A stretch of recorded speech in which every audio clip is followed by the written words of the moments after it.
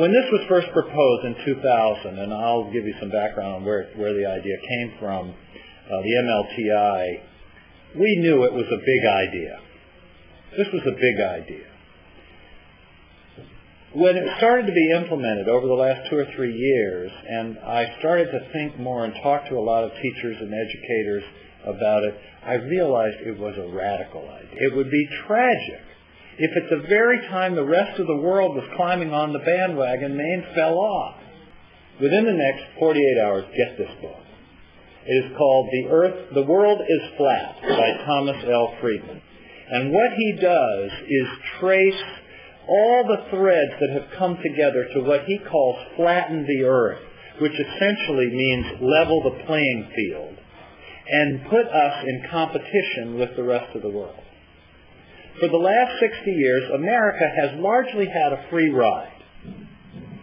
Europe was devastated by World War II, Japan was devastated by World War II, and America, Japan, and Europe were the economic world. And China was asleep. All of a sudden, there are new teams coming onto the field that are hungry and aggressive and ambitious. Essentially, Friedman says that every job in the United States that can be digitized or done in a labor that requires labor is vulnerable. Radiology. They're now reading x-rays at night in India. 2 nights ago on 60 Minutes was a story about people flying to India to have heart transplants and hip transplants at 1/10 the cost of doing it at Maine Medical Center, with the same level of care.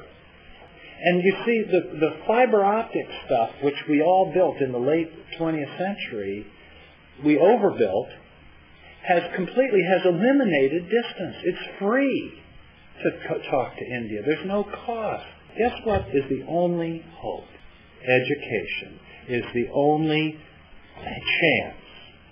We're not going to compete on wages.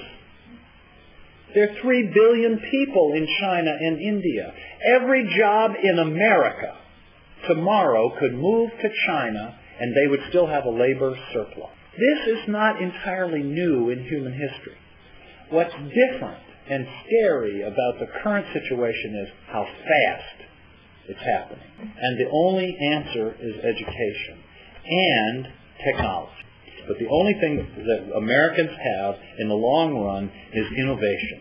And innovation comes from technology, from people who have training and the expertise to use technology.